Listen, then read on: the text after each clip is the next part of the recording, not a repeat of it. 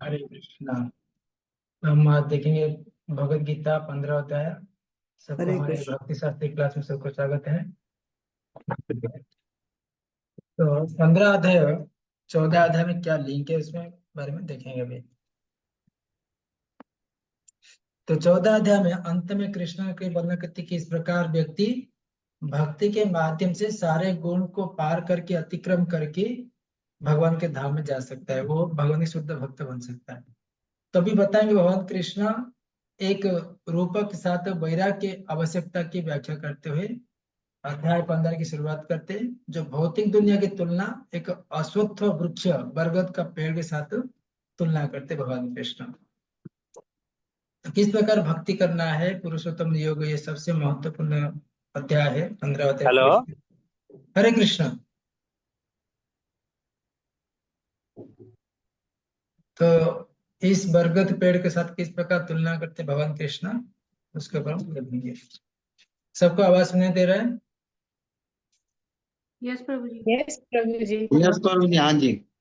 Yes प्रभु जी। तो अध्याय इस प्रकार हुआ कि भौतिक संसार से वैराग्य हो जाना। तो भौतिक संसार क्या है और इसे किस प्रकार बना हुआ है और किस प्रकार उसके वैराग्य होना है। और 6 से 11 पुनर्जन्म के बारे में बताते हैं। और 12 से 15 हमारे पालनकर्ता के रूप में भगवान कृष्ण की स्थिति किस प्रकार होता है, 12 से 15 बताते हैं। और 16 से 18 ज्ञान की त्रिश्लोक, जो भगवत गीता की त्रिश्लोक की गीता, वेद और वेदांत का सारांश क्या है, 16 17 18 है। 19 और 20 कृष्ण को जानने का अर्थ है कि सब कुछ जानना है। सब 19 से और 20 नंबर श्लोक का। तो हम देखेंगे पहला नंबर श्लोक का। श्री भगवानुवाच ऊर्ध्वमूलं मदं शाखम् अस्वस्थं प्राहुरव्ययम् छन्दांसि यस्य पर्णानि यस्तं वेद स वेदवित्। भगवान ने कहा जाता है कि एक शाश्वत अश्वत्थ वृक्ष है जिनकी जड़ है तो ऊपर की ओर है और शाखाएं नीचे की ओर, तथा पत्तियां वैदिक स्रोत है। जो इस वृक्ष को जानता है वो वेदों का ज्ञाता है। तो इसमें ये अध्याय में पुरुषोत्तम युग में किस प्रकार भौतिक संसार क्या है, आध्यात्मिक संसार कैसे बना हुआ, उसके बारे में बता रहे भगवान कृष्ण। इसमें प्रभुपाद लिखते कि इसमें इसमें और एक आपको बताता हूँ कि तो पिछले अध्याय में कृष्ण ने कहा कि ब्रह्मांड के आधार पर परम आश्रय 14.27 में कृष्ण ने ये भी कहा है भक्ति करने से भौतिक गुणों के पार किया जा सकता है। तो इसे कैसे हम पार कर सकते हैं, भौतिक संसार क्या है, आध्यात्मिक संसार क्या है, भगवान कृष्ण ये 15 अध्याय में बता रहे हैं।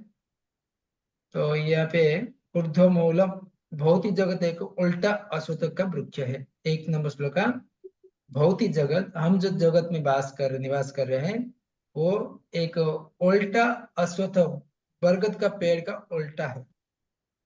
तो इसका प्रतिबिंब वृक्ष कहते हैं। तो इसमें कहते हैं कि एक वृक्ष जिसकी शाखाएं नीचे की ओर तथा जड़ ऊपर की ओर हो, वास्तविक वृक्ष का जल में प्रतिबिंब है।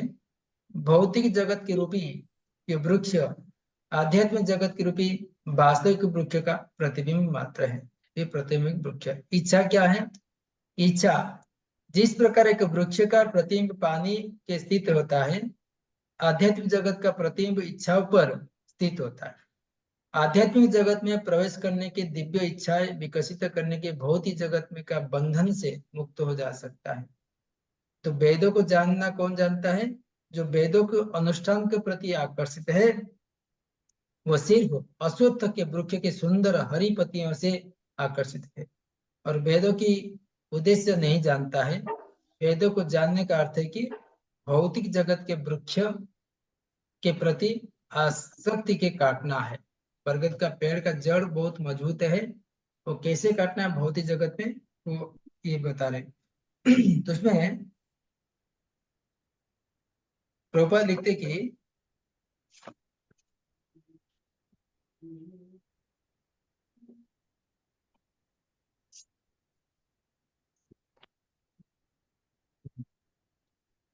प्रभुपाद सुनने उदाहरण देते हैं। हरे कृष्ण। तो प्रभुपाद लिखते तात्पर्य में भक्ति योग की महानता की विवेचना के बाद यह पूछा जा सकता है कि वेदों की का क्या प्रयोजन है। सबका मन में प्रश्न है, वेदों का क्या प्रयोजन है। इस अध्याय में बताया गया कि वैदिक अध्ययन से प्रयोजन कृष्ण को समझना। वेदों का अर्थ क्या है? कृष्ण को समझना। अतएव जो कृष्ण भावना भवितव्य है, जो भक्ति में रत है, वो वेदों का पहले जानता है। तो यहाँ पे प्रभुपाद सुंदर भाव से बता रहे कि इस भौतिक जगत के बंधन की तुलना अश्वत्थ के वृक्ष से की गई। जो व्यक्ति सकाम कर्म में लगा है, उसके लिए इस वृक्ष का कोई अंत नहीं है। वो एक शाखा से दूसरी शाखा में और दूसरी शाखा से तीसरी शाखा में घूमता रहता है। बरगद का पेड़, इस जगत के रूपी वृक्षों का कोई अंत नहीं है। जो इस वृक्ष का आसक्त में है, उसकी मुक्ति का कोई संभावना नहीं। वैदिक शास्त्र में स्रोत जो आत्मोन्नति के लिए है, इस वृक्ष के पत्ते हैं। इस वृक्ष की जड़ें ऊपर की ओर बढ़ती है, क्योंकि इस ब्रह्मांड के सर्वोच्च लोक प्रारंभ होती है, जहां पर ब्रह्मा स्थित होते हैं। यदि कोई इस मोहरूपी अविनाशी वृक्ष को समझ लेता है, इससे बाहर हम निकल सकते हैं। तो बाहर निकल के लिए ऐसी जानना आवश्यक क्या है, तो किस प्रकार यद्यपि संसार एक ऐसे वृक्ष का जिसके शाखा नीचे और जड़ ऊपर है, किंतु बात है कुछ ऐसे कि ऐसे वृक्ष जलाशय के निकट पाया जा सकता है। हम देख सकते हैं कि जलाशय के तट पर एक प्रतिबिंब, वृक्ष का प्रतिबिंब जल में पड़ता है, तो उसकी जड़ ऊपर तथा शाखाएं नीचे की ओर दिखती है। तो इस वृक्ष का वृक्ष प्रतिबिंब होने के कारण वास्तविक प्रतिरूप आध्यात्मिक जगत का सब कुछ है। तो भौतिक जगत क्या है? आध्यात्मिक जगत का एक प्रतिबिंब है। जैसे वृक्ष का प्रतिबिंब पानी जल में देखेंगे, तो उसका प्रतिबिंब जड़ ऊपर तरफ दिखेगा, सारे पत्रियां डाली सब नीचे तरफ दिखेगा। तो इस प्रकार भौतिक जगत आध्यात्मिक जगत का प्रतिबिंब है। ठीक है, उसका जड़ जो आता है ब्रह्मा जी से, वो लेता है। तो इसमें लास्ट में प्रभुपाद लिखते कि जो व्यक्ति वेदों का कर्म कांड द्वारा आकृष्ट होता है, वो इस वृक्ष की सुंदर हरी पत्तियां से आकृष्ट होता है। वो वेदों को वास्तविक उद्देश्य को नहीं जानता। वेदों का उद्देश्य भगवान को स्वयं प्रकट किया गया है, और इस प्रतिबिंब वृक्ष का काट कर आध्यात्मिक जगत में वास्तविक वृक्ष को प्राप्त करना है। तो कैसे ये वृक्ष ऊपर और नीचे हो रहा है, नेक्स्ट श्लोक में बता रहे हैं। पढ़िए कोई। अधश्चो सर्व प्रसुतास्तस्य शाखा पुनः प्रवृद्धता विषय प्रवादाः अधश्च मूलान्यनुसंतनानि कर्मानुबंधानि मनुष्य लोके।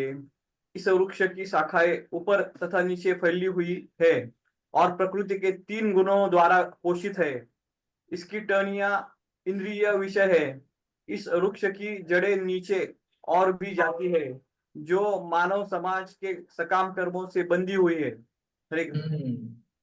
अधर्षोर्ध पृष्ठस्य शाखा गुणा प्रबोधा विषय प्रवाला अधस्य मूलानि अनुसंततानि कर्मानुबंधीनि मनुष्य। इस प्रकार कर्म के अनुबंधन में मनुष्य लोक में रहता है। तो इसमें सकाम कर्म में सब लोग जो मानव समाज के सकाम कर्म बंधे हुए रहते हैं। तो इसमें बोलते कि ऊपर और नीचे फिर कोई उसकी शाखाएं विभिन्न प्रजातियों तथा शाखाओं के निचले भाग पर विभिन्न जीव योनिया, जैसे मनुष्य, पशु, घोड़े, गाय, कुत्ते, बिल्ली आदि का ग्रह है। ऊपरी भाग में जीव का उच्च योनिया देव, गंधर्व आदि है, ब्रह्मलोक है। नीचे का भाग देखेंगे सो जानवर, बीच भाग में मनुष्य, उसके ऊपर देवता लोग रहते हैं। ब्रह्मा जी ऊपर है, फोटो में देख सकते हैं। तो यहाँ पे बता रहे कि यह 3 गुण द्वारा पोषित होता है। ये जो प्रतिबिंब जल है मुख्य आध्यात्मिक भौतिक जगत 3 गुण के से पोषित होता है, त्रिमूढ़ से। इसकी टहनियां इंद्रिय विषय, इसका जो टहनियां है इंद्रिय विषय वस्तु है। शाखाएं सारे इंद्रिय वस्तु के प्रति आसक्त इंद्रिया है। यह जगह फैली हुई उसकी सहायक जड़ें मानव समाज के सकाम कर्म से बांध के रखता है। सकाम कर्म वाले प्रकार कर्म सकाम कर्म से बांध के रखता है। तो सहायक कैसे हो गए? जड़े राग और द्वेष है। उसका जड़ क्या है? राग और द्वेष, आसक्ति और द्वेष। विभिन्न प्रकार के कष्ट तथा इंद्रिय भोग में उत्पाद उपोत्पाद है। धर्म अधर्म की प्रवृत्तियां यानी गौण जड़ की विकसित होती है। इस वृक्ष के फल धर्म अर्थ काम और मोक्ष है। ये इसका फल है वृक्ष का, जो सब चखना चाहते हैं। तो इसमें प्रभुपाद लिखते कि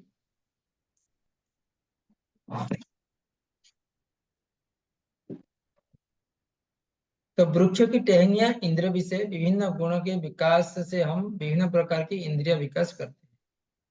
तो इंद्रिय विषय का भोग करते हैं। शाखाओं की सिरे इंद्रिया है, यथा कान नाक आंखें इंद्रिया, जो विषय इंद्रिय विषय में भोग के आसक्ति रहते हैं। तो सकाम कर्म में मनुष्य जो आसक्ति में फंसा रहता है, उसे मेन होता है कि पंच इंद्रिय मन। टहनिया शब्द, और जो टहनिया उसका है शब्द रूप स्पर्श आदि इंद्रिय विषय है नहीं। कानों के माध्यम में शब्द, स्वरूप आंखों के माध्यम से रूप को देखते हैं, इसके चर्म के माध्यम से स्पर्श, ऐसे अलग अलग उसका टहनिया है। उसका जड़ क्या है? राग और द्वेष। राग माने आसक्ति और द्वेष है, जो विभिन्न प्रकार कष्ट और इंद्रिय भोग के विभिन्न अंग रूप है। तो धर्म अधर्म प्रभुत्व इन गुणों का उत्पन्न मान जाती है। तो इस प्रकार इस भौतिक जगत का एक जल प्रकार आसक्ति में राग देश में भरा हुआ है। तो इसमें कैसे इस भौतिक जगत जो आसक्ति से बंधन से कैसे मजबूत है, इसका जड़ है भौतिक संसार का, समाज का, परिवार का जो आसक्ति का जड़ है बहुत मजबूत है। उसको कैसे हम काट पाएंगे? तो अगले श्लोक में भगवान कृष्ण उसको बता रहे हैं 3 और 4 में। कोई 3 नंबर पढ़ेंगे? यस प्रभु। नारूपमेवं ततोपलभते नान्तो न चादिं च सम्प्रतिष्ठा अस्थो मेनं सुविरूढमूलः मसङ्गशस्त्रेण द्रहेण चित्वा तथा पदं तत् परिगत्यम् ईश्वरं च निर्वन्ति भूया तमेव चाद्यं पुरुषं प्रपद्ये यथा प्रवृत्ति प्रसूता पुराणी। इस वृक्ष के वास्तविक स्वरूप का अनुभव इस जगत में नहीं किया जा सकता। कोई भी नहीं समझ सकता कि इसका आदि कहाँ अंत कहाँ है या इसका आधार कहाँ है। लेकिन मनुष्य को चाहिए कि दृढ़ मूल वाले वृक्ष को वृक्ष के साथ से काट गिराए।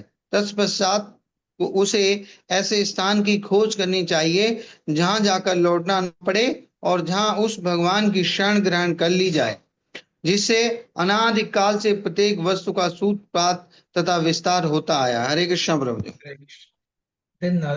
नरूपमस्यं ततोपलभ्यते नाथ नाचादिन न च संप्रतिष्ठा। जैसे वृक्ष जो है बरगद का पेड़ है, अश्वत्थ वृक्ष है। तो इसमें इस जगत में बोलते कि उसका वास्तव स्वरूप क्या है, कहाँ तक फैला हुआ है, उसका कोई आदि है ना कोई अंत है। तो इसका आधार कहाँ से आया है। लेकिन मनुष्य को चाहे हम परिवार में, समाज में, देश में, इस शरीर में जिस प्रकार आसक्ति हम कहाँ से आता है उसका कोई अंत नहीं। लेकिन मनुष्य को चाहिए कि इस दृढ़ मूल को वाले वृक्ष को विरक्ति की शास्त्र से काट गिराए। असंग शस्त्रेण दृढ़ेण छित्वा। तो डिटैचमेंट आप जो रहता है कुल्हाड़ी से, वो जो आसक्ति है, पारिवारिक मोह आसक्ति है, भौतिक शरीर की आसक्ति है, धन की आसक्ति है, सबको कुल्हाड़ी से, विरक्ति रूपी की कुल्हाड़ी से उसको काट गिरा है। जब हम आसक्ति से काट देंगे, असंग शस्त्रेण दृढ़ेण छित्वा तत्पद पर तत्परिमार्गतव्यम, हम ऐसे मार्ग में स्थान में जाएंगे। बोलते कि तत्पश्चात उसे ऐसे स्थान में खोज करनी चाहिए हमको, आध्यात्मिक खोज, जहां कर हमको लौट नहीं पड़े। तो इसको काटने बाद हम कहाँ जाना है? तो भगवान के धाम ऐसे ढूंढना पड़ेगा जहां वापस इस जगत में इस बंधन में न बंधे, उसे वापस नहीं आना पड़े, तो वहां पे जाके भगवान के शरण ग्रहण कर ले। तो इससे अनादिकाल से प्रत्येक का सूत्रपात विस्तार होता गया है। तो इस प्रकार अलग अलग जगह पे ये, तो इसमें कहा गया कि वृक्ष को विरक्ति की कुल्हाड़ी से काटे। ये वृक्ष को आसक्ति की जो जो जड़ है, भौतिक संसार का जड़ है आसक्ति की, तो इससे विरक्ति की कुल्हाड़ी से, आसक्ति है उसको विरक्ति की कुल्हाड़ी से उसको काटना है। तत्पश्चात हमको खोज कर सकते हैं भगवान के धाम, भगवान के धाम। तो कैसे हम भौतिक संसार में, प्रोपा लिखते कि इसमें 3 और 4 में, तो आप हरे कृष्ण, तो सबको सुनाई दे रहा है ना?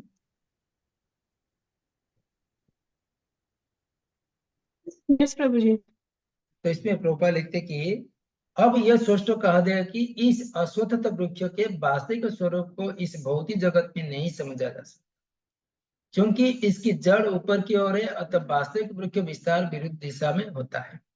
जब देखो कि अब अश्वत्थ वृक्ष का जड़ इतना मजबूत है, कितना भी तूफान आए उसको हिला नहीं पाता।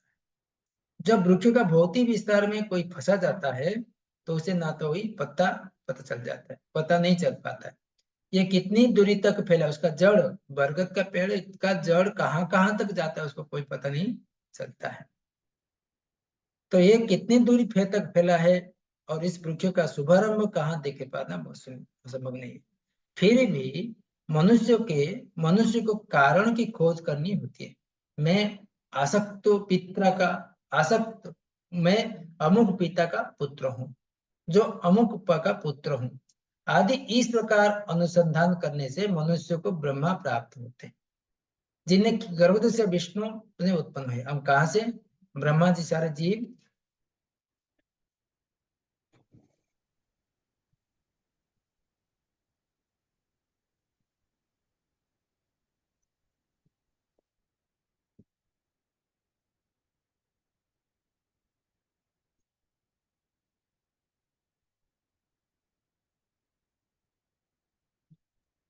तो यहाँ पे द्रौपदी लिखते कि हमको ब्रह्मा जी, मनु उसके पुत्र जो परंपरा से आए हैं, उनका पुत्र, तो उसको हमको खोज करना पड़े कहाँ तक, हम कहाँ से, जहाँ सारी गवेषणा का अंत हो जाता है। मनुष्य इस वृक्ष का उद्गम परमेश्वर भगवान की खोज ऐसे व्यक्तियों से संगत द्वारा करनी होती है, जिसे भगवान का ज्ञान प्राप्त होता है।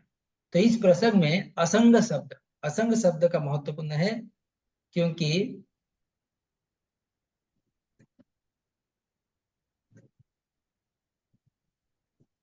असंग शास्त्र में प्रोपा लिखते कि, तो उसमें बोलते कि भौतिक प्रकृति द्वारा प्रभुत्व अत्यंत प्रबल होती है, अतः प्रामाणिक शास्त्रों पर आधारित आत्मज्ञान की विवेचन द्वारा विरक्ति सीखनी चाहिए।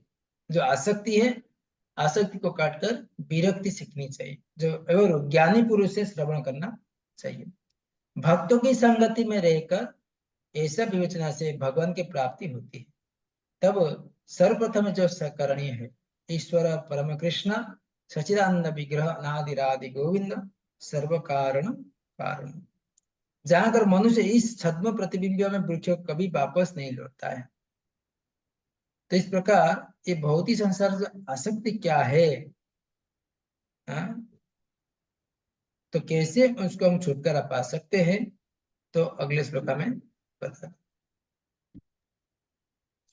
हरे कृष्ण। पढ़िए माता जी, पढ़िए। निर्माण मोहाजित संग दोषा अध्यात्म नित्या विनिर्वृत्त कामा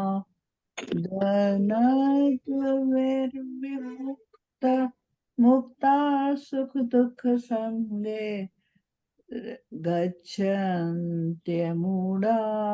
पदम वे तत्। जो झूठी प्रतिष्ठा मोह तथा कुसंगत से मुक्त है, जो शाश्वत तत्व को समझते हैं, जिन्होंने भौतिक काम को नष्ट कर दिया है, जो सुख तथा दुख के द्वंद्व से मुक्त है, और जो मोह रहित होकर परम पुरुष के शरणागत होना चाहते हैं, वे उस शाश्वत राज को प्राप्त होते हैं। हरे कृष्णा प्रभु। हरे कृष्ण। जो झूठी प्रतिष्ठा, निर्माण मोह जित संग दोष, पर कुसंगति से कैसे मुक्त है? बोले जो झूठी प्रतिष्ठा, मोह तथा कुसंगति से मुक्त है, जो शाश्वत तत्व को समझते हैं, जिन्होंने भौतिक काम को नष्ट कर दिया है, जो सुख तथा दुख द्वंद्व से मुक्त है, और जो मोह रहित होकर परम पुरुष की शरणागत होना चाहते हैं, वही शाश्वत राज्य को प्राप्त होते हैं। कौन से व्यक्ति, कौन से जीवात्मा, मनुष्य इस संसार को, भौतिक संसार को त्याग करता है? जो झूठी प्रतिष्ठा, मैं बड़े इंजीनियर हूँ, मैं बड़ा हूँ, ये है, मैं धनवान हूँ, तो और मोह आसक्ति, घर पारिवारिक आसक्ति, कुसंगति से मुक्त है। हर प्रकार गलत संगत से जो मुक्त है, जो शाश्वत तत्व को समझते, भगवान कृष्ण को समझते हैं, जिनने भौतिक काम को नष्ट कर दिया, अलग प्रकार भौतिक इच्छाएं को नष्ट कर दिया है, और जो सुख और दुख, आज सुख मिल गया,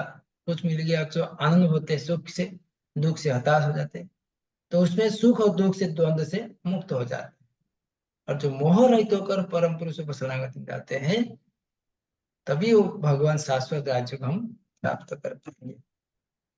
तो ये होता है कि शरणागति का प्रक्रिया, हम कैसे भगवान कृष्ण को पूर्ण शरणागत हो पाएंगे। तो क्या है? निर्माण मोह जित संग, बोले जो झूठी प्रतिष्ठा, मोह से मुक्त है, जिन्हें कुसंगति विजय प्राप्त की। अध्यात्म नित्य निवृत्त काम, जो शाश्वत तत्व को समझते हैं,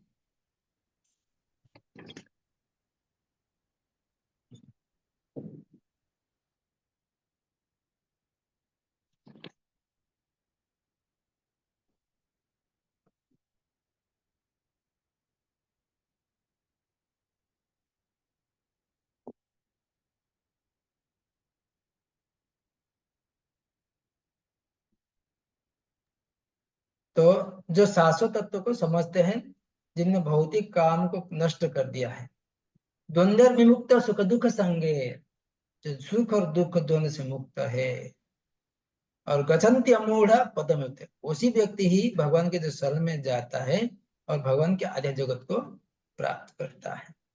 तो इसमें प्रभुपाद लिखते हैं कि इसमें बहुत महत्वपूर्ण श्लोक है, किस प्रकार भगवान की और शरणागति किस प्रकार होना है।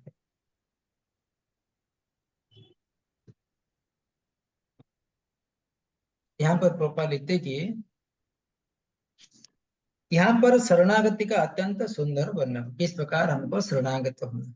इसके लिए जिस प्रथम योग्यता आवश्यकता है, वो है मिथ्या अहंकार से मोहित न होना, फॉल्स ईगो। पहले मिथ्या अहंकार को हमको निकालना पड़ेगा।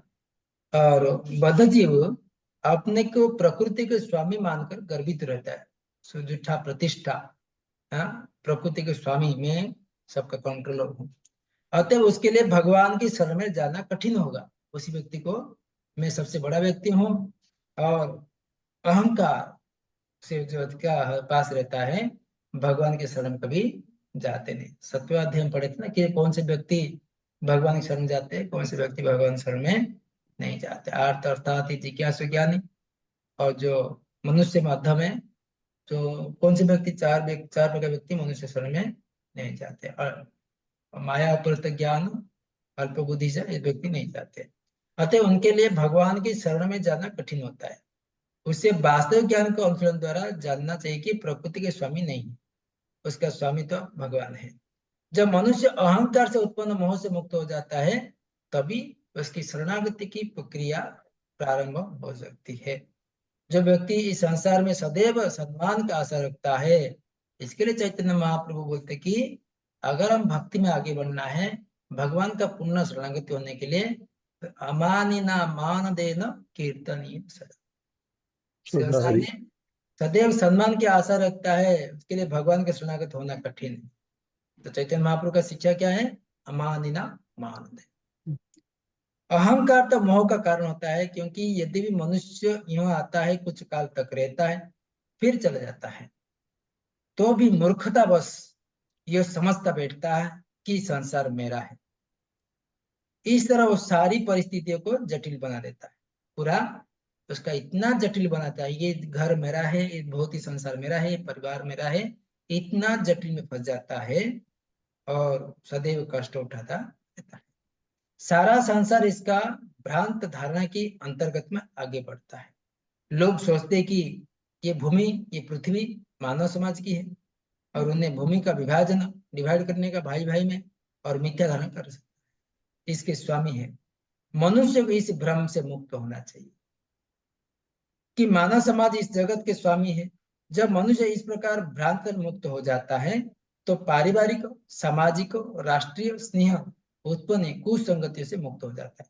ये त्रुटिपूर्ण संगतियों से उसे संसार के बंधन वाली है। अगर ये त्रुटिपूर्ण रहता है, ये संसार हमको बांध की रखता है तीन गुणों से। इस अवस्था के बाद उसे आध्यात्मिक ज्ञान विकसित करना होता है।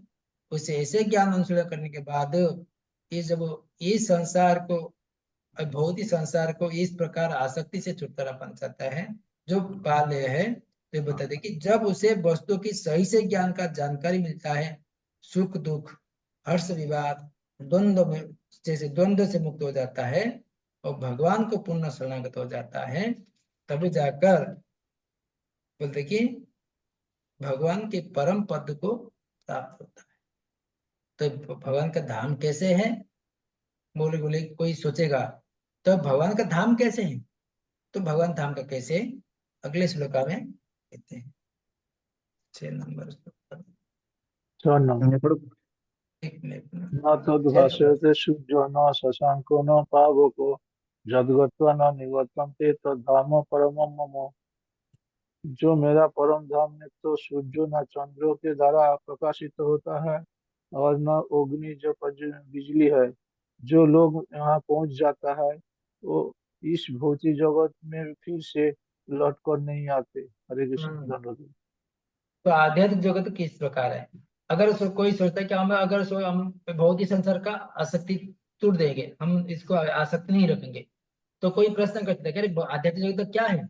अगर भौतिक जगत में आसक्ति नहीं है, नहीं रखना है, द्वंद्व में नहीं फंसना है, तो हम जहाँ पे जाएंगे उस जगत का क्या है, हम उनको जानकारी के लिए यहाँ पे भगवान कृष्ण न तते भास्यते सूर्य न शशांक न पावक यद् गत्वा न निवर्तन्ते तद्धाम परमं मम। भगवान कृष्ण यहाँ पे कह रहे कि हे मेरा परम धाम, भगवान कृष्ण का परम धाम क्या है? ना तो सूर्य न चंद्र के द्वारा प्रकाशित होता है, न अग्नि द्वारा बिजली से। जो लोग वहां पहुंच जाते इस भौतिक जगत में वापस लौटकर नहीं आते हैं। वो है भगवान का कृष्ण लोक, आध्यात्मिक जगत, है कि नहीं? तो आप ये फोटो देखेंगे, वो नीचे का भौतिक संसार है, ऊपर का आध्यात्मिक जगत है। तो इसमें प्रभुपाद लिखते कि यहाँ पर आध्यात्मिक जगत अर्थात भगवान कृष्ण का धाम में वर्णन हुआ है, जिसे कृष्ण लोक व गोलोक वृंदावन कहते हैं। चिन्मय आकाश में ना तो सूर्य प्रकाश होता है, इस ब्रह्मांड में ना कोई बिजली अग्नि, क्योंकि सारे लोग स्वयं अलौकिक होते हैं, स्वयं जगदंड लोक। इस ब्रह्मांड में केवल एक लोक है, सूर्य ऐसा है स्वयं प्रकाशित है। लेकिन आध्यात्मिक जो भौतिक संसार में एक लोक है, जो ऐसा लोक है कि सूर्य को आवश्यकता पड़ती है टॉर्च लाइट जैसे, परंतु आध्यात्मिक जगत में ना कोई सूर्य ना चंद्र नहीं रहता, ना अग्नि भी नहीं रहता है। इन समस्त लोकों से जो वैकुंठ कहा जाता है, चमचमाते तेज में चमकीला आकाश बनता है, जिसे ब्रह्मज्योति कहते हैं। तो ब्रह्मज्योति से स्वयं आलोकित होता है भगवान की ज्योति से। तो जब तक इस भौत जीव इस अंधकार में जगत में रहता है, तब तक वो बद्ध अवस्था में रहता है। लेकिन जिन्होंने इस भौतिक जगत को रूपी मिथ्या विकृति वृक्षों को काटकर, जब आसक्ति के जड़ को काटकर आध्यात्मिक आकाश में पहुंचता है, तो मुक्त हो जाता है, वहां वापस लौट कर नहीं आता है। आध्यात्मिक राज्य में प्रवेश करता है, भगवान के पार्षद बनकर रहता है और सच्चिदानंदमय जीवन का सत्यचित आनंदमय जीवन बिताता है। तो इसमें इस सूचना में मनुष्य को मुग्ध होना चाहिए, उसे शाश्वत जगत को ले जाए, यानी इच्छा करनी चाहिए कि सच्चाई इस मिथ्या प्रतिमा से अपने आप को विलग कर लेना चाहिए, जो संसार के अत्यधिक आसक्त है। भौतिक संसार क्या है? सबसे आसक्त है। इसके लिए आसक्ति को छेदन करना दुष्कर होता है। बोल कोई प्रश्न करे कि इसका कहना का सहज है, बहुत कठिन है। लेकिन यदि वो लगातार कृष्ण भावनामृत का ग्रहण करता है तो उसके क्रमशः छूट जाने का संभावना रहता है। तो भौतिक संसार के इस प्रकार पारिवारिक मोह, समाज का मोह, अपने पुत्र स्त्री मोह, इससे काट पाना असंभव है, परंतु अभ्यास योग अगर अभ्यास करते रहेंगे, भगवान का नाम जप करते रहेंगे, तो साधु का संग करते रहेंगे, भक्तों का संग, तो इसमें हमको ये प्रकार कर पाएंगे, भगवान का धाम हम जा पाएंगे।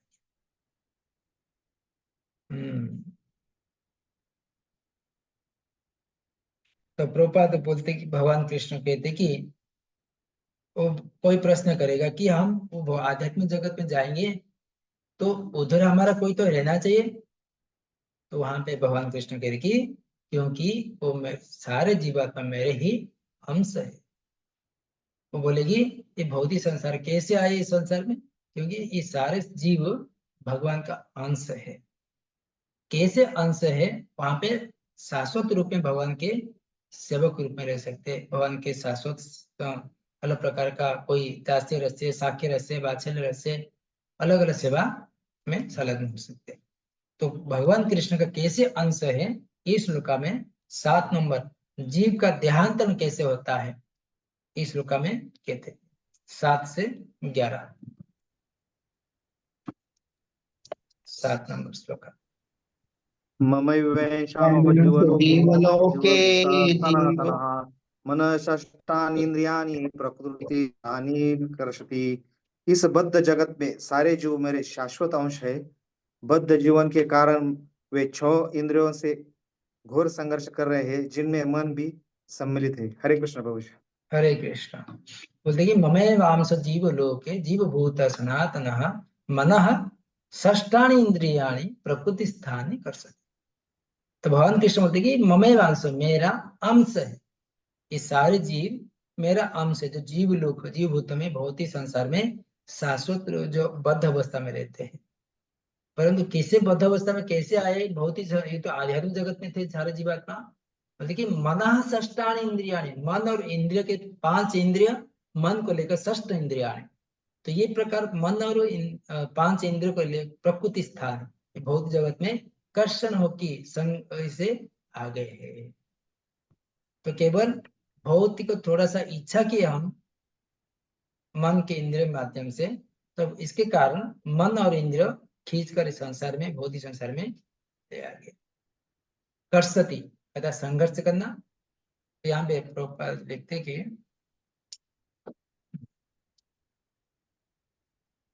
जीव का पहचान क्या है? भगवान का अंश है। कृष्ण वर्णन करेंगे किस प्रकार इंद्रियों का वहन करते हैं जीव इस जगत को संघर्ष करता है, ठीक है? 7 नंबर श्लोक में पता है। तो प्रभुपाद लिखते कि इस श्लोक में जीव का स्वरूप को स्पष्ट है। जीव का स्वरूप क्या है? भगवान के अंश है, यही है जीव का स्वरूप। जीव भगवान का सनातन रूप से सूक्ष्म अंश है।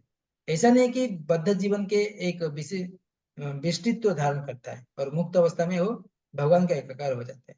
वो सनातन का अंश रूप में है। यहाँ पर स्पष्ट सनातन कहा गया। तो जिसने व्यक्तिगत विष्णु तत्व कहलाते हैं, गौण विस्तार में जीव कहलाते हैं। दूसरे शब्द में विष्णु तत्व जीव निजी विस्तार का स्व अंश, पृथक अंश। जीव होता है विभिन्न अंश है, भगवान के अंश है। अपने स्वंश द्वारा भगवान राम, नृसिंह, बराह, परशुराम ऐसे वो अलग अलग विष्णु लोक में रहते हैं। और विभिन्न अंश में जीवात्मा तो सनातन सेवक होते हैं। तो स्वंश विभिन्न अंश। स्वंश में क्या होता है? भगवान के अलग अलग अवतार आते हैं। विभिन्न अंश में अलग अलग जीवात्माएं आते हैं अपने। तो यहाँ पे कह रहे कि भगवान का स्वंश सदैव विद्यमान रहते हैं, इसी प्रकार जीव को विभिन्न अंश में अपने स्वरूप में होते हैं।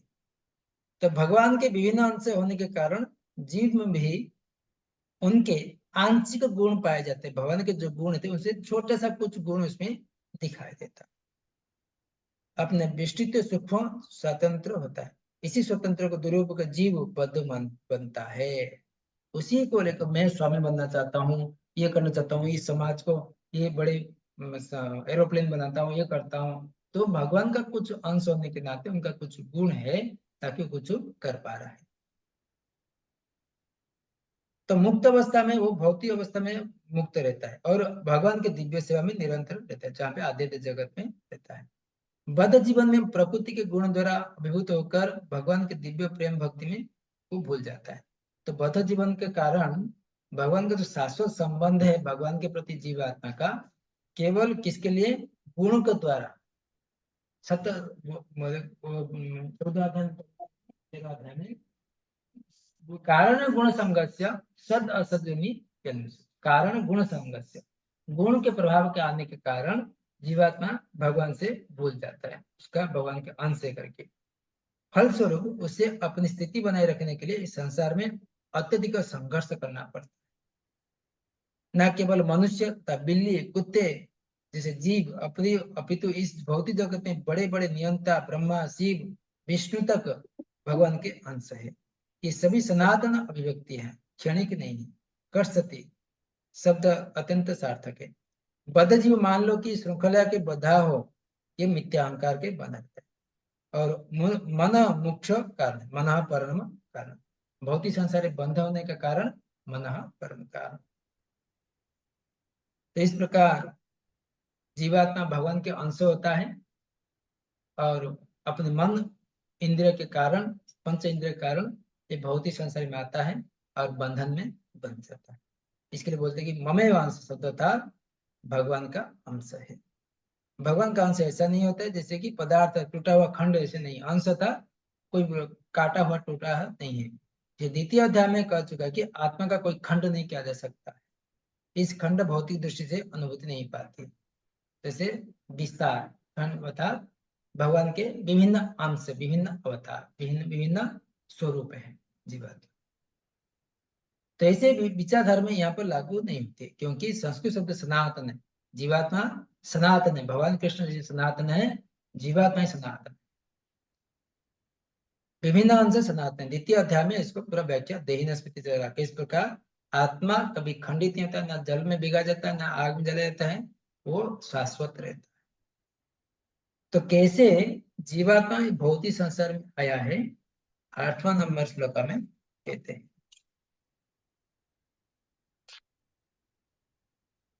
पढ़िए 8 नंबर श्लोक।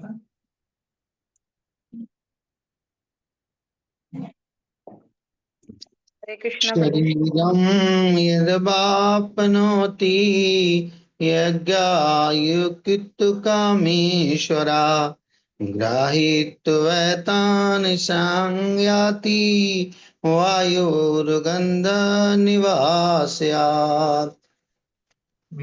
इस संसार में जीव अपनी ध्यात्म बुद्धि को एक शरीर से दूसरे में उसी तरह ले जाता है जिस तरह वायु सुगंधित को ले जाता है। इस प्रकार वो एक शरीर धारण करता है और फिर इसे त्याग कर दूसरा शरीर धारण करता है। हरे कृष्ण प्रभु। हरे कृष्ण। तो जीवात्मा किस प्रकार, जीव अपने देहात्म बुद्धि को एक शरीर से दूसरे शरीर में उसी तरह ले जाता है जो हम इस शरीर में जो प्रकार का हम गतिविधियां करते हैं, जो प्रकार का इच्छा करते हैं, उसी को अगले शरीर में लेके जाते हैं।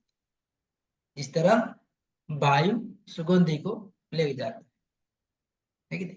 इस प्रकार एक शरीर धारण करता है, फिर उसे त्याग करके दूसरे शरीर धारण करता है। तो हम जो प्रकार इच्छा अनुभूति करते हैं उसको उसी प्रकार उसे दूसरे शरीर में ले जाता है। तो मृत यहाँ पे प्रभुपाद लिखते हैं 8 नंबर में, देहांतरण जीव एक भौतिक शरीर से दूसरे शरीर में जीवन की अपनी अपनी धारणा को मन में वहन करता है। जिस प्रकार वायु अपने मन में जो प्रकार इच्छा करते हैं वो मन में धारण करके अगले शरीर में कोई प्राप्त होता है। तो प्रभुपाद लिखते कि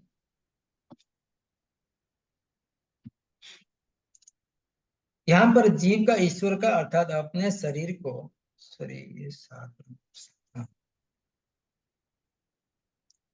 तो यदि वो चाहे तो अपने शरीर को त्याग कर उच्चतर योनि में जा सकता है, वो चाहे तो निम्न योनि में जा सकता है। इस विषय में उसे थोड़ी स्वतंत्रता प्राप्त है।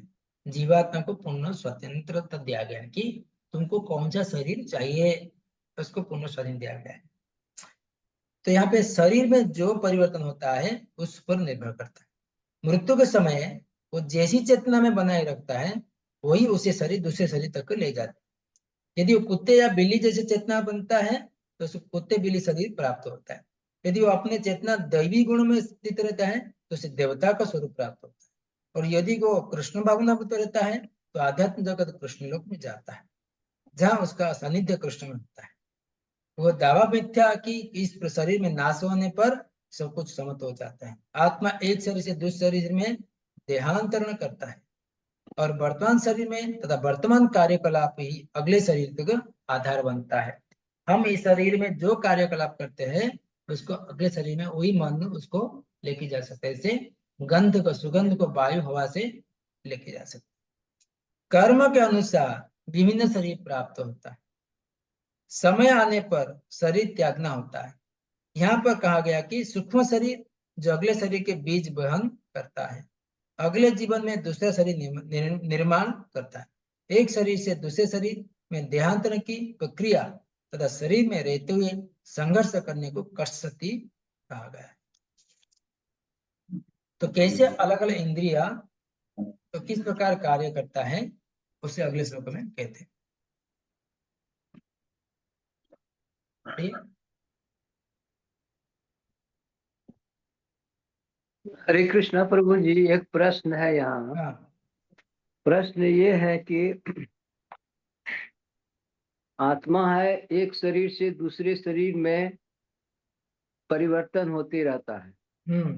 तो वो वहां दिया है कि जैसी चेतना होगी उसी के अनुसार से उसको दूसरे शरीर में मिलेगा। फिर वो चेतना के अनुसार से है, फिर दूसरे कहते हैं कि कर्म के अनुसार से विभिन्न शरीर प्राप्त होता है। दोनों में क्या अंतर है प्रभु जी? कर्म, जिस प्रकार कर्म करते चेतना उस प्रकार बनता है। ठीक है, हम अच्छी चेतना अर्थात कर्म अच्छी करेंगे, चेतना उसी प्रकार बनता है। हमारा चेतना मन, मन को चेतना भी कहते हैं।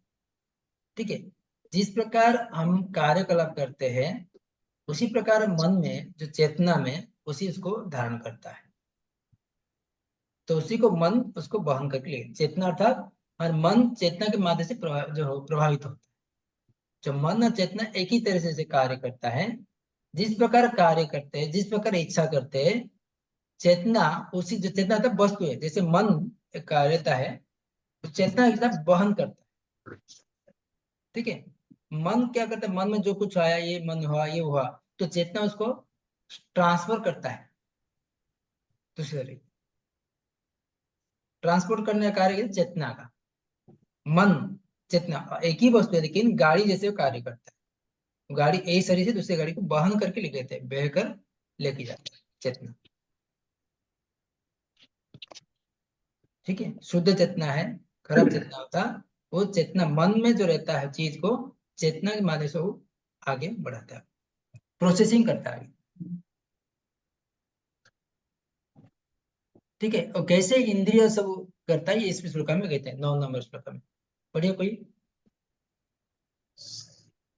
श्रोत्रं चक्षुस्पर्शनं रसनं घ्राणमेव च अधिष्ठाय मनस्त्राय विषयानुपसेवते। इस प्रकार दूसरा स्थूल शरीर धारण करके जीव विशेष प्रकार का कान, आंख, जीभ, नाक तथा स्पर्श इंद्रिय, त्वचा प्राप्त करता है जो मन के चारों ओर संपुचित है। इस प्रकार वह इंद्रिय विषयों के एक विशिष्ट समुच्चय का भोग करता है। हरे कृष्ण प्रभु जी, हरे धन्यवाद। कृष्ण। तो इस प्रकार हम स्थूल शरीर में धारण करके जीव विशेषकर इंद्रिय कान, आंख, जीव, नाक तथा इस स्पर्श इंद्रिय रूप से प्राप्त करता है। तो मन के चारों ओर ये रहते हैं इंद्रिय विषय सुपंजित है। इस प्रकार इंद्रिय विषय को एक विशिष्ट सुमन से भोग करता है। मन क्या करता है, मन बीच में है और सारे इंद्रिय विषय रहता है। तो इसमें मन सारे पंचेंद्रिय का राजा रहता है। तो मन क्या करता है, पंच इंद्रिय के माध्यम से भोग करना चाहता है भौतिक संसार में। आंखों के माध्यम से कुछ देखना चाहता है, कानों में से कुछ सुनना चाहता है, नाकों में से कुछ सूंघना चाहता है, जीवा में कुछ टेस्ट करना चाहता है, त्वचा में किसी स्पर्श करना चाहता है। तो इसमें अलग अलग इंद्रिय विषय को भोग करना चाहता है मन, ठीक है। तो यहाँ पे ये देखो, चेतना मूलतः जल के समान विमल होता है। यहाँ पे प्रभु जी का उत्तर है, लेकिन यदि हम जल में रंग मिला दें तो उसका रंग बदल जाता है। इसमें चेतना भी शुद्ध है क्योंकि आत्मा शुद्ध है, लेकिन भौतिक गुण की संगति के अनुसार चेतना बदल जाती है। वास्तविक चेतना तो कृष्ण भावानुमृत है। अतः जब कोई कृष्ण भावानुमृत में स्थित होता है तो शुद्धतर जीवन बिताता है। तो प्रभुपाद यहाँ लिखते तात्पर्य में।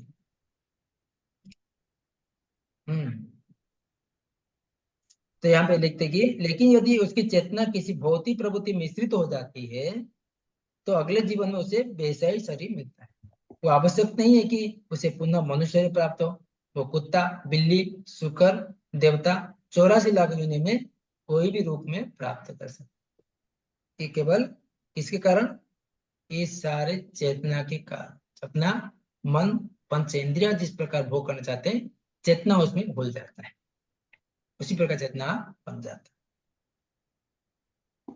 तो कैसे इस प्रकार को व्यक्ति समझेंगे, इस प्रकार चेतना को, सही चेतना को? तो अगले श्लोक में, 10वें श्लोक में, Please don't stop. पढ़िए।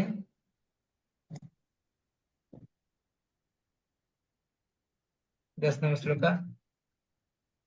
हरे कृष्ण। हाँ पढ़िए मत। उत्क्रामन्तः स्थितं वापि भुजानं वा गुणान्वितशं विमूढां नानुपश्यन्ति पश्यन्ति ज्ञानचक्षुषा। मूर्ख ना तो समझ पाते हैं कि जीव किस प्रकार अपना शरीर त्याग सकता है, और वे ही ना यह समझ पाते हैं कि प्रकृति के गुणों के अधीन किस तरह के शरीर का भोग करता है। लेकिन इसकी आंखें ज्ञान में प्रशिक्षित होती हैं, वह ये सब देख सकता है। हरे कृष्ण बोलिए। हरे कृष्ण। मूर्ख ना तो समझ पाते हैं कि जीव किस प्रकार अपना शरीर त्याग करता है। मूर्ख लोग विमूढ़ा ना अनुपश्यन्ति। विमूढ़ अर्थात मूर्ख व्यक्ति समझ नहीं पाएंगे, ना ही समझ पाते कि प्रकृति के गुण के अधीन में किस तरह शरीर का भोग करता है। लेकिन जिसकी आंखें ज्ञान से प्रशिक्षित है, ज्ञानांजन शलाकाय, ज्ञान चक्षु, बोलते कि चक्षुदान दिलो जय, जन्मे जन्मे प्रभु से जो गुरु की शरण में जाता है, गुरु जो ज्ञान का अंजन लगाता है, तभी इसको ज्ञान का अंजन लगाने बाद वो समझ पाता है कि शरीर किस प्रकार त्यागता है, किस प्रकार सकाम कर्म से व्यक्ति अलग प्रकार बंधन का कारण बनता है, उसके बंधन का कारण कैसे असंग रूपी शास्त्र काटना पड़ेगा। जब हम साधु जब गुरु की संग में रहते, चक्षुदान दिलो जय, जन्म जन्म प्रभु से दिव्य ज्ञान हृदय प्रकाश से, उसी गुरु के प्रभाव के कारण, हमारे ज्ञान के अंजन के कारण हम उसको समझ पाए। तो प्रभुपाद क्या लिखते हैं इसमें देखेंगे।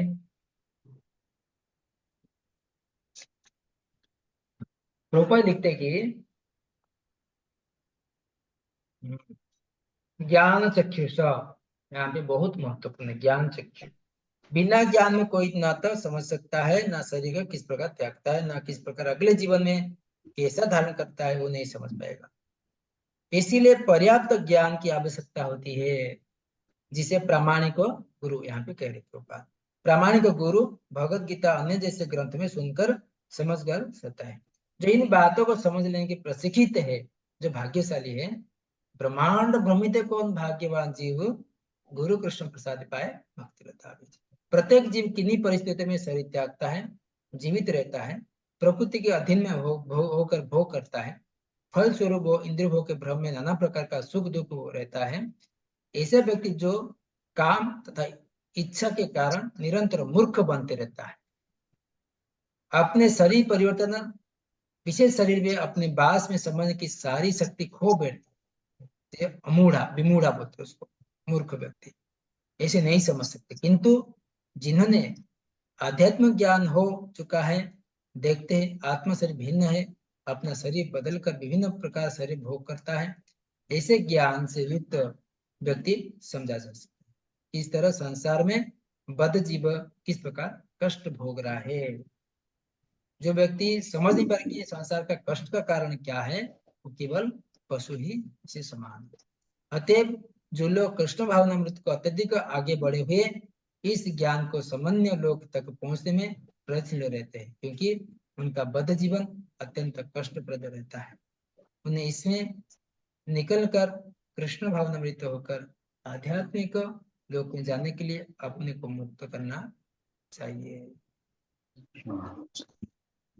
ठीक है, तो किस प्रकार ये 11 नंबर में आएगा कि किस प्रकार आत्मा, किस प्रकार व्यक्ति हम देख पाएंगे, आत्म साक्षात्कार को कर पाएंगे।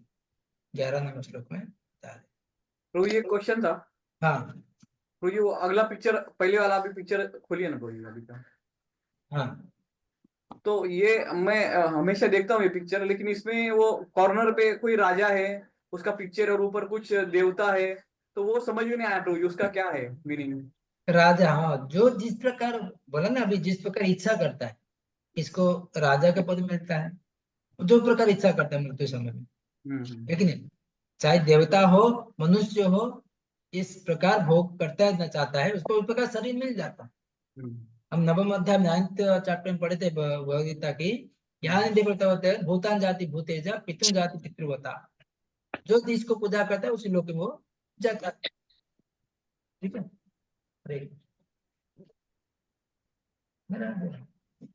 हाँ, मेरा 10 मिनट खत्म हो जाएगा।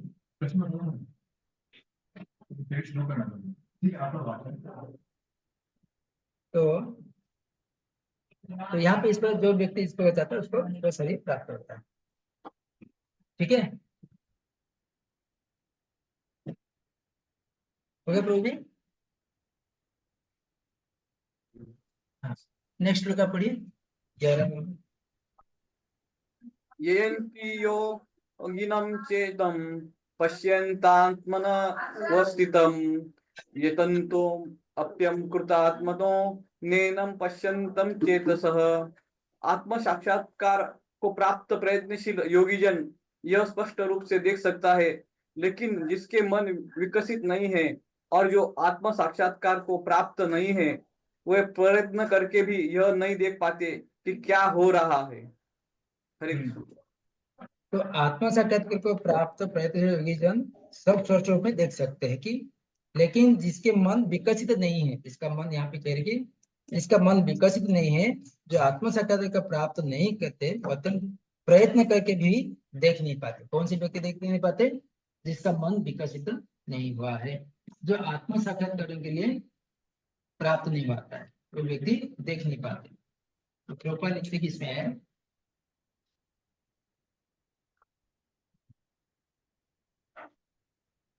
अनेक योगी आत्म साक्षात्कार के पथ पर होते हैं, लेकिन जो आत्म साक्षात्कार प्राप्त नहीं है वो नहीं देख पाते तो शरीर कैसे कैसे परिवर्तन होता है। इस प्रसंग में योगी तथा शब्द कहते कि आजकल ऐसे अनेक तथाकथित योगी है, योगी तथाकथित संगठन है, लेकिन जब तक आत्म साक्षात्कार मामले में शून्य सब लोग रहते हैं, केवल कुछ आसन से अलग प्रकार योगासन करते हैं, उसमें व्यस्त रहते हैं। यदि उसका शरीर सुगठित हो, स्वस्थ हो, संतुष्ट हो जाते हैं, उसका अतिरिक्त वो कुछ जानकारी नहीं लेते। तो इसी के लिए हमको क्या करना चाहिए? आत्म साक्षात्कार। तो भगवान के जानने के लिए प्रामाणिक शास्त्र का अध्ययन करने से, तो भगवान कृष्ण जो उपदेश दिए उसके आधार पर हम चलेंगे तो इस ज्ञान को समझ पाएंगे। ठीक है, तो प्रभुपाद भी लिखते कि लास्ट में जो सचमुच योग पद्धति में रमते हैं, जिन्हें आत्मा जगत भगवान की अनुभूति हो चुकी है, और भक्त उसको कहते कि भक्ति योगी। इस प्रकार सब कुछ समझ सकते हैं। ठीक है, तो इस प्रकार हम 2 सेक्शन भाग देखें। पहला भाग था कि भौतिक संसार से वैराग्य कैसे होना है और पुनर्जन्म कैसे होता है, ये 2 भाग हम देखें। तो अगले क्लास हम देखेंगे हमारे पालनकर्ता विष्णु भगवान कृष्ण का स्थिति कैसे होता है, उसके अगले क्लास में हम पढ़ेंगे। ठीक है, कोई इसका प्रश्न है, संशय?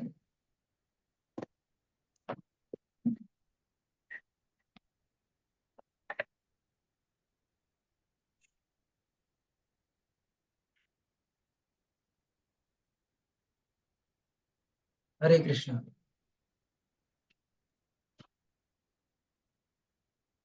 ठीक है, धन्यवाद सबको जुड़ने के लिए आज के काम। तो अगले गुरुवार को हम अगले भाग देखेंगे। हरे कृष्ण। हरे कृष्णा पंचांग प्रभु जी। हरे कृष्णा प्रभु जी।